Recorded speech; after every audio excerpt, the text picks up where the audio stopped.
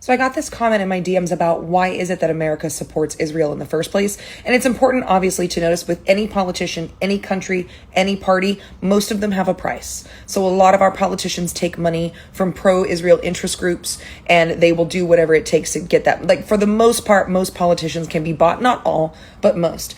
In America's history, we actually have a very strong anti-Semitic history. The Nazi movement was really popular in the US. Hitler was really popular until the United States got bombed at Pearl Harbor. We had no interest in doing anything against the Nazi Party. We've painted ourselves as these heroes. We weren't. We were very actively participating in that line of thought. And a lot of our ideologies around racism, Jim Crow laws, eugenics were borrowed by the Nazi Party to implement during World War II.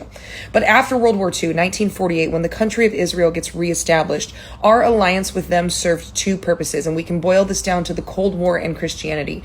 So because the Cold War was brewing with the Soviets, who had been our allies in World War II, now the Cold War is brewing, the Soviet Union had a really strong foothold in the Middle East, which, as we know, is very, very rich in resources that developing nations need, especially in Afghanistan. So because the Soviet Union had that foothold, we aligned with Israel in order to give us a foothold into the Middle East, and Israel has remained our foothold in the Middle East to give us access to those resources, as well as to combat the then Cold War.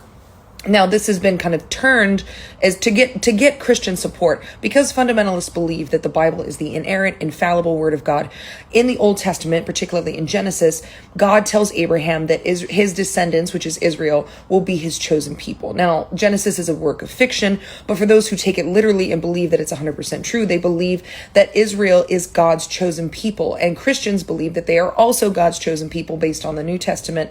So there's this alliance there and this brotherhood of, oh, well, we have to support them because we don't want to defy God. It makes fundamentalist Christians very easy to manipulate towards this Israel support. It's also the reason that both Israel fundamentalist Christians and a lot of these politicians, whether it's because of Christianity or because they're paid, believe that Palestine belongs to Israel, because that comes from the book of Genesis. It's within the parameters of what would have then been Canaan, that is in the Old Testament given to Israel as their inheritance.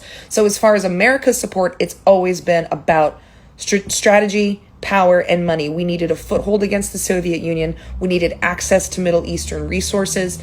And we've always used religion to kind of justify our own political gain.